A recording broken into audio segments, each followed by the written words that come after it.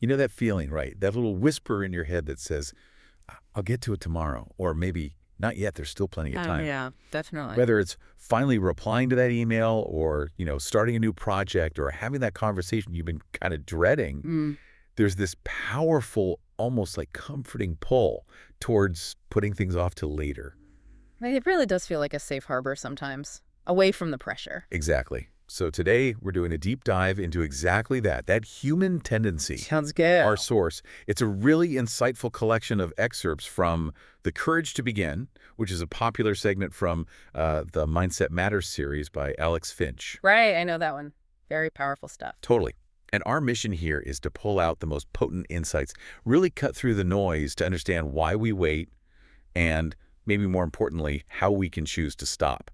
And this isn't just about, like, scheduling things better, is it? No, not at all. We're going to explore how later often masks something, well, something far deeper. Yep. This deep dive, hopefully, will offer some clarity on those hidden emotional roots of procrastination and, maybe illuminate a path to reclaiming your present that's actually quite gentle. Okay, so let's really unpack this idea of later. Yeah. It promises freedom, doesn't it? It does. It feels like it removes the burden, makes the tough stuff seem avoidable. You can just breathe for a Yeah. moment. Breathe. But it's fascinating when you think about how later can often be, well, a softer word for fear. Fear. Interesting. How so? Well, we tell ourselves we'll start later maybe because we don't feel quite ready, or we delay those difficult conversations to sidestep potential conflict. Right.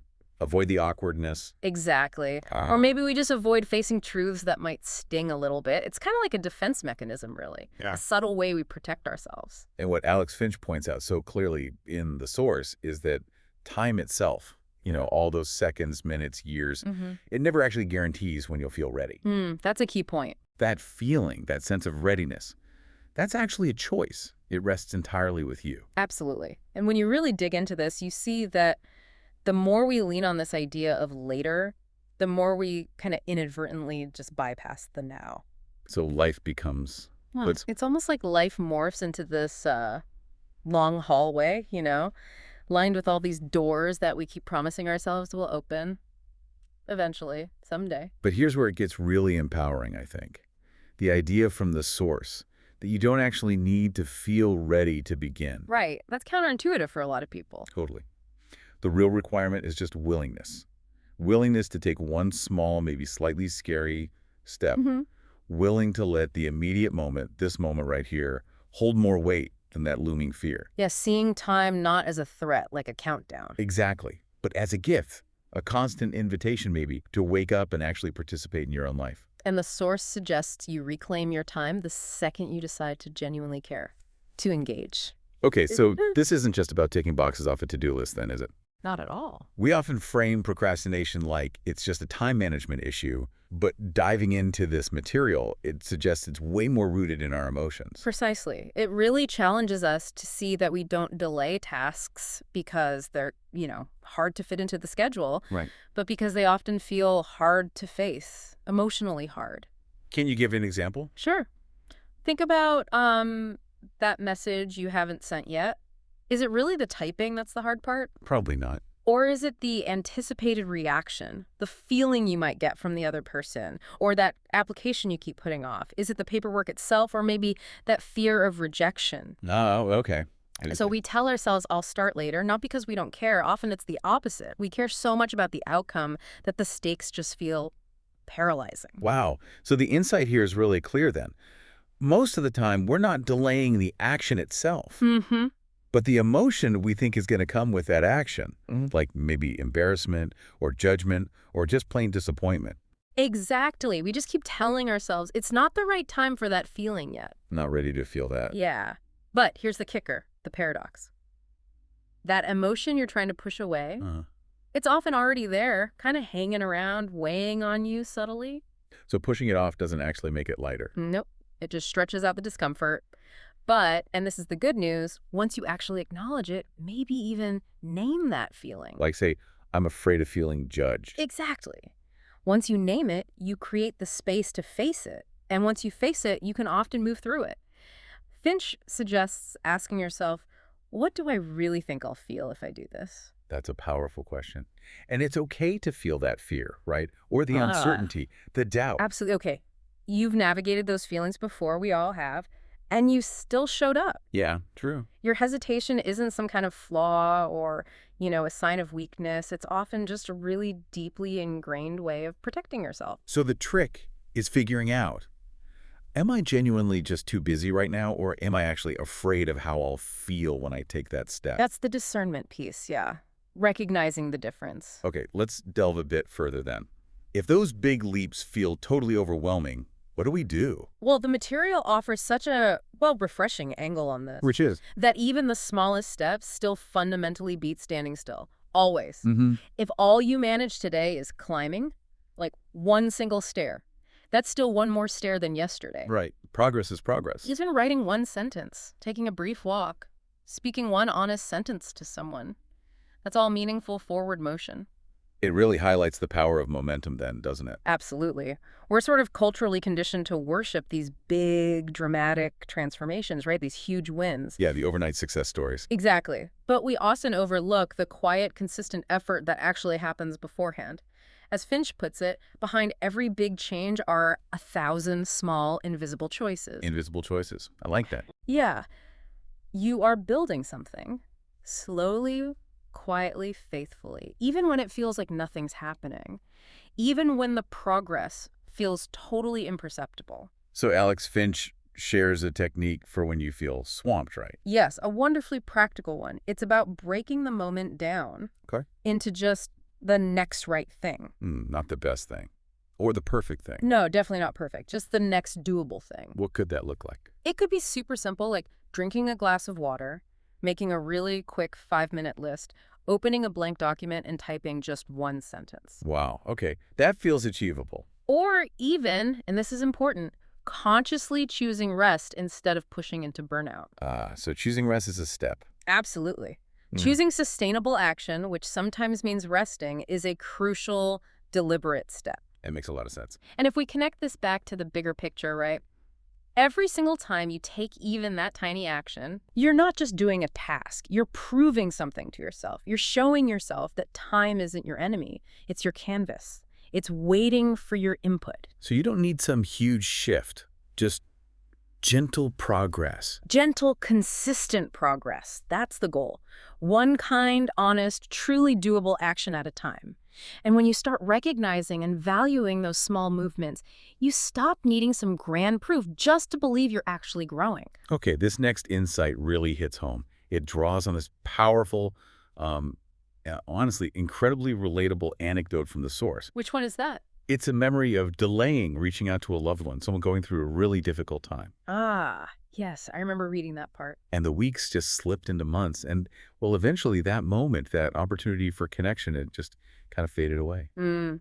That's tough. And it immediately makes you ask, doesn't it, what would have happened if I hadn't waited? Exactly that question. And the material really illuminates how so many moments in our lives seem completely ordinary, just everyday stuff, until suddenly they're gone. We just assume there'll be another chance. Yeah, we assume people will stay around, that the right time is definitely going to show up eventually. But time, well, it doesn't really hold space for the words we never say, does it? Or the actions we keep putting off. It just keeps moving. It moves forward, quietly, constantly. Yeah. And the really profound lesson learned from that memory, according to the source, is that regret. It doesn't really stem from what you tried. Even if you failed, it comes from what you avoided. It comes from the silence, the delay, all those almosts. Right. And sometimes that quiet ache of not doing something that can be much, much sharper in the long run than the immediate sting of trying and maybe falling short. That resonates. So if we expand on that, Yeah. real life isn't happening in our heads then. No, it's not happening in the planning or the worrying. It manifests in the reaching, as Finch puts it, in the asking, in the doing. So you don't need perfect timing. You don't need to get it exactly right. Not at all. Right. What you do need, apparently, is just to be present enough to actually show up. Yeah. Care now. Say the thing now. Take that first step now. Offer that hug now. It might feel messy or imperfect. But it'll be real. Exactly. Undeniably real. So how do we take all this and, Actually integrate it, make it part of our daily lives. Well, the source invites us to kind of shift our whole perception of time, How so? not as something we're constantly fighting against, like an enemy. Which it sometimes feels like. Totally. Yeah. But instead, to see it more like a flowing river. A river. Yeah. It moves constantly. It doesn't ask for permission. It certainly doesn't demand perfection. It just flows. And it simply invites us to move with it. Aligning with time, then. What does that look like? It's really interesting. It means consciously, maybe, letting go of resisting the moment you're actually in. Instead of wishing it was different. Exactly. Releasing that grip on what used to be, and maybe shedding some of the fear about what's coming next. Instead, just choosing to fully show up. For right now, this could mean, letting go of some imagined future that isn't really serving you anymore. Or maybe forgiving a past version of yourself. Yes. Or simply choosing presence in a quiet evening, or maybe in making a brave decision. Just being here. The core truth that Alex Finch keeps coming back to is that time. It isn't fundamentally about control, is it? No, it's about intention. So the solution isn't needing more hours in the day, which we all feel sometimes. Right. We always want more hours. But it's about cultivating more presence in the hours you actually have. Mm-hmm. And this might mean deliberately choosing depth over speed sometimes. Or just pausing.